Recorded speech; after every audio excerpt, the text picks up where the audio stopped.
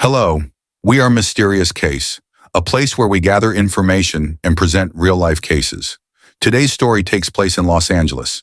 And as usual, if you enjoy exploring thrilling cases or want to support us, please hit like, subscribe, and turn on notifications to stay updated whenever we upload a new video. The case in this episode occurred in Los Angeles, the largest city in California and the second largest in the United States after New York, with a population of nearly 4 million people. Located in Southern California, LA is renowned as the heart of the global entertainment industry, home to Hollywood, the cradle of world cinema, and iconic landmarks like the Chinese Theater and the Hollywood sign on the hills. The city was founded in 1781 by Spanish settlers and officially became part of the United States in 1850 after the Mexican-American War under the Treaty of Guadalupe Hidalgo. With its warm Mediterranean climate year-round, LA attracts millions of visitors with stunning beaches like Malibu and Santa Monica, as well as a diverse culture ranging from street art in the Arts District to a rich culinary scene featuring street tacos and Korean BBQ. However, beneath its glamorous surface, LA also harbors darker corners, from chaotic traffic to complex social issues, like the case of Giles and Marcela Cabrales, which reveals the underbelly of the city's nightlife. LA is truly a city of captivating contrasts. On November 12, 2021, two young women, Christy Giles and Marcela Cabrales Arzola, often called Marcela, planned to enjoy the vibrant nightlife of the city with friends. What began as a fun night out, however, quickly turned into a horrifying nightmare beyond imagination. In less than 24 hours, both women were found in critical condition, abandoned outside two different hospitals by masked men. Even more chilling, both died from the same lethal drug cocktail. Christy, 24, and Marcela, 26, were close friends who had shared joyful moments in LA, the city of lights and Hollywood glamour. That night, they attended an art exhibition with another friend before heading to a warehouse party in East LA. The atmosphere was lively, the music pulsating, and the two were captured dancing in the VIP area. But when their third friend left early, Christy and Marcela stayed behind and met three men: David Pearce, a self-proclaimed film producer; Michael Ansbach, a cinematographer; and Brant Osborne, an actor. This encounter marked the beginning of a fateful chain of events. David invited the two women to an after-hours party at his apartment in Hollywood Hills. Feeling excited and eager to keep the night going, Christy and Marcela agreed. But upon arriving, they realized there was no party, just them and the three men. A sense of unease began to creep in. At 5:30 a.m., Christy texted Marcela, "Let's go," with a wide-eyed emoji. They wanted to leave. The Uber that Marcela had called arrived at David Pearce's apartment, but neither she nor Christy ever showed up. The driver waited for 10 minutes, received no response from the two women, and then left. Meanwhile, the night wore on, and what happened next remains a profound mystery. By the morning of November 13, 2021, a horrifying truth began to emerge. Around 5 p.m., two masked men driving an unlicensed Toyota Prius appeared at Southern California Hospital in Culver City. They dragged the unconscious body of Christy Giles, 24, out of the car, left her on the curb, and sped off. Before leaving, they claimed they had found her on the street and only wanted to help as good Samaritans. Less than a few hours later, a similar scene unfolded at Kaiser Permanente Hospital in West LA. This time, the victim was Marcela, 26, still alive but in critical condition. Despite the medical team's best efforts, she slipped into brain death and ultimately did not survive. Both women had been abandoned by the same mysterious group, prompting police to immediately ask, what had happened to them? Meanwhile, Christy's husband, Jan Sasaki, who was in San Francisco visiting family, began to worry. He and Christy had a habit of sharing their phone locations for safety. That morning, when he checked, Jan noticed her phone was at an unfamiliar address on West Olympic Boulevard, not a place he recognized. He called and texted, but there was no reply. Anxiety rising, Jan started searching for clues on social media and found a video of Christy and Marcela dancing at the warehouse party. But after that, all traces of her vanished. By the afternoon, police knocked on Jan's door with devastating news. Christy had passed away at the hospital. Heartbroken, he immediately booked a flight back to LA, determined to find answers. As Jan Sasaki boarded his flight back to Los Angeles, his mind was flooded with grief and unanswered questions. Who did this to Christy? Why didn't anyone help her? At the same time, Marcela's family in Mexico received the shattering news. Her father, Luis Cabrales Rivera, was told that his daughter was in critical condition at the hospital. The family hurriedly made plans to fly to LA, their hearts filled with fear and confusion. No one could have imagined a normal day turning into such a nightmare. When they arrived, they barely recognized Marcela. She lay motionless, hooked up to a tangle of machines, her frail body struggling against the effects of a toxic drug cocktail. The doctors did everything they could, but her condition worsened. Marcela's brain had suffered severe damage, showing no signs of activity. Her family clung to a fragile thread of hope, praying for a miracle. But after days of fighting, they were forced to face the most agonizing decision: to remove life support. On November 28, 2021, just one day before Marcela's 27th birthday, her family tearfully said goodbye. In a final act of compassion, they donated her organs, saving 9 other lives, a beautiful legacy amid tragedy. Both Christy and Marcela departed under deeply suspicious circumstances. Autopsy reports revealed a chilling truth. Christy died from a mix of fentanyl, cocaine, ketamine, and GHB, a substance often used as a date rape drug. Marcela had been poisoned with cocaine, MDMA, and other substances, some unidentifiable. Investigators concluded this was no accident. Both women had been drugged and left to die. The family's grief now mingled with anger and a resolve to seek justice. Who was behind this? And why were they so heartless? Immediately after Christy and Marcela were found at the 2 hospitals, the police launched an investigation. The first clues came from Christy's husband, Jan Sasaki. In the hours after she went missing, Jan had used the phone's location sharing feature to trace Christy's last known whereabouts, a residence on West Olympic Boulevard in West LA. This location was quickly confirmed to belong to David Pearce, a man who claimed to be a Hollywood film producer. His name became the focal point of the investigation. But who was David? And why were the 2 women connected to him? On the surface, David Pearce was part of LA's glamorous world. Born in 1980, he had moved to the city to chase success in the entertainment industry. He crafted an image as a prominent producer, often seen at lavish parties rubbing elbows with actors, models, and influencers.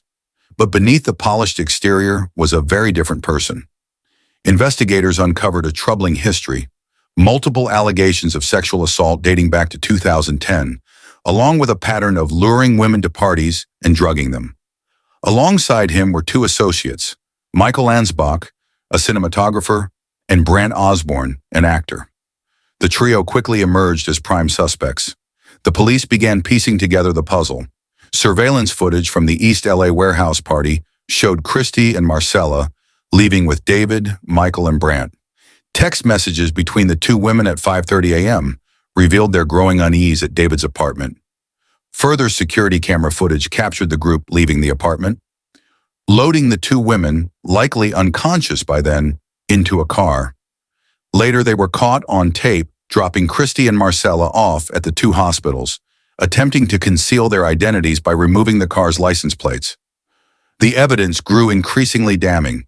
This was no accident. It was a deliberate crime. As the investigation into the deaths of Christy Giles and Marcela Cabrales Arzola deepened, it uncovered increasingly chilling details. Surveillance footage played a pivotal role, not only confirming the actions of David Pearce and his 2 accomplices, but also painting a clear picture of the women's final hours. Cameras captured the group leaving David's apartment with Christy and Marcela, both appearing unconscious. They then split up to abandon the victims at 2 separate hospitals, Christy at Southern California Hospital and Marcela at Kaiser Permanente. The removal of the car's license plates showed their intent to conceal their identities, but the cameras didn't miss a thing. The autopsy reports shed further light on the horrifying truth. In Christy's system, investigators found a lethal mix of fentanyl, cocaine, ketamine, and GHB. Marcela's case was no different. She had been poisoned with cocaine, MDMA, and several unidentified substances. Both deaths were ruled homicides. These drugs were not taken voluntarily, but were almost certainly administered by someone else. Suspicion zeroed in on David and his two companions. Moreover, David Pearce's past began to unravel. He was not just a self-proclaimed Hollywood producer with a glamorous facade. He was a predator with a history. Multiple women had accused him of sexual assault over more than a decade, following a familiar pattern, luring them to parties, drugging them, and taking advantage. Michael Ansbach and Brant Osborne were not innocent bystanders either. Both were suspected of aiding David in his criminal activities. Investigators believed that on that night, David drugged Christy and Marcela with malicious intent. But when things spiraled out of control, the trio panicked and decided to dump the victims rather than seek help. This revelation only fueled the family's outrage and their determination to seek justice. After more than a month of intense investigation, by December 2021, the police finally had enough evidence. David Pearce, Michael Ansbach, and Brant Osborne were arrested, marking a major turning point in the case. However, their charges differed. David was indicted for manslaughter, while Michael and Brant faced charges of accessory to manslaughter. Their roles centered on helping David cover up the crime. Still, all three offered conflicting explanations during interrogations. Brant even claimed that Christy and Marcela had brought the drugs themselves, but this assertion failed to hold up. Investigators believed that on that night, David had drugged the two women with the intent to sexually assault them. When the drugs took an unexpectedly severe toll, putting both in critical condition, he panicked. Instead of calling for help, David, along with Michael and Brant, decided to deal with it by dumping them at hospitals, hoping to avoid accountability. This choice only underscored their callousness. Throughout the investigation, other victims of David came forward, shedding more light on his decades-long predatory behavior. This reinforced the theory that Christy and Marcela's deaths were not a random incident, but part of a broader pattern of crime. While the arrest brought hope to the families of the two women, the legal battle was far from over. The case remained in the pretrial phase, delayed multiple times as David repeatedly switched legal teams, claiming they were incompetent. This frustrated the families, especially Jan, Christy's husband, and Marcela's father, beyond measure. They were forced to relive their pain through every court appearance in legal proceeding. Yet rather than giving up, their resolve grew stronger, longing for the day when those responsible would face justice. Amid the heartbreaking tragedy, the story of Christy Giles and Marcela Cabrales Arzola is not just one of loss, but also of two young women brimming with talent and dreams. Christy, born on November 4, 1997, in Birmingham, Alabama, grew up in a warm family in the small town of Mount Olive. From a young age, she stood out with her boundless energy and competitive spirit.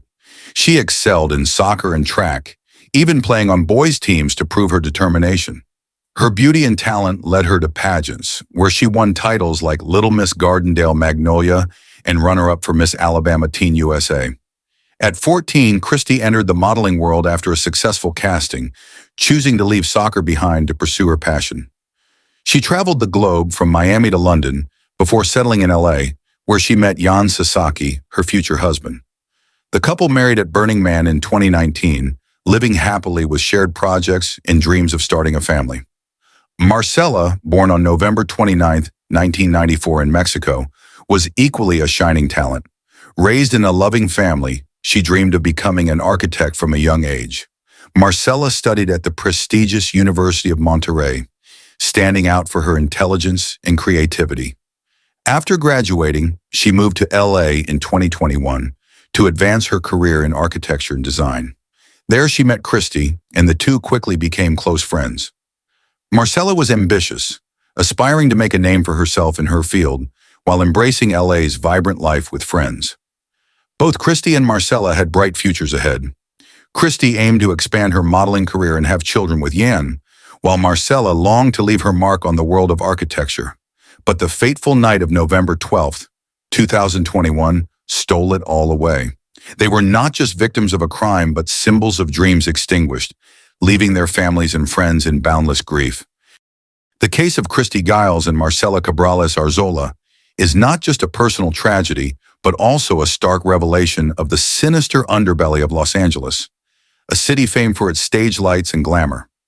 With nearly 4 million residents, LA is the epicenter of the entertainment industry, where Hollywood and lavish parties draw thousands of dream-filled young people like Christy and Marcela. Yet beneath its alluring surface lies a dangerous world where predators like David Pearce exploit their influence to prey on others. David, with his Hollywood producer persona, epitomizes the powerful figures in LA's elite circles. He used his status to approach young women, inviting them to parties only to turn moments of joy into nightmares.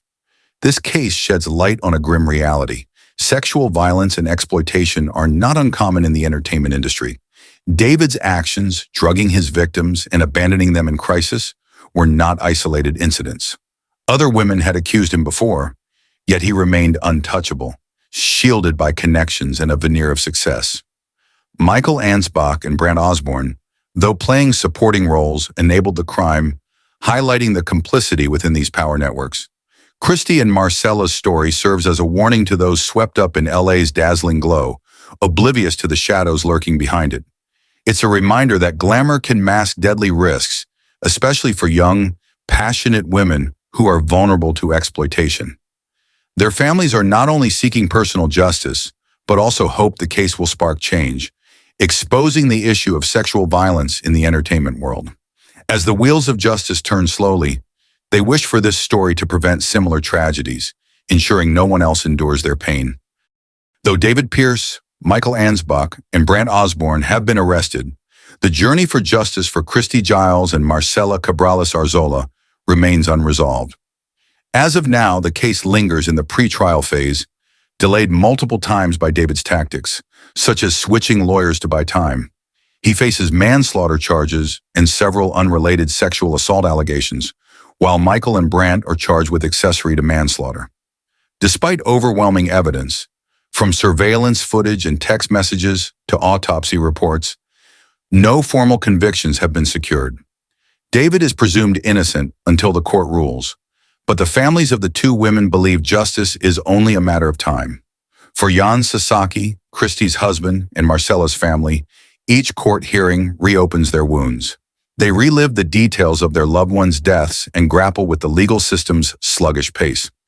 Jan once turned to social media for clues, while Marcela's family diligently follows the case from Mexico. Beyond punishment for the perpetrators, they hope this story raises awareness about the dangers lurking in nightlife and the entertainment industry. The case of Christy and Marcela offers a profound lesson.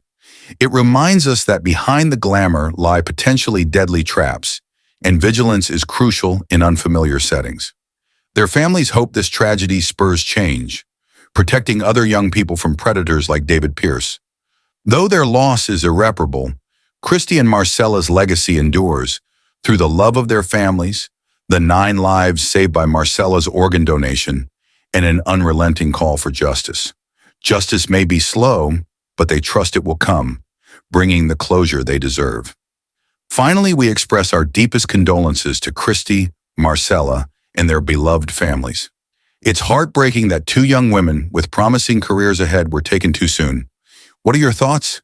Please share them in the comments below. Don't forget to support us with a like and subscribe. Thank you, and see you next time.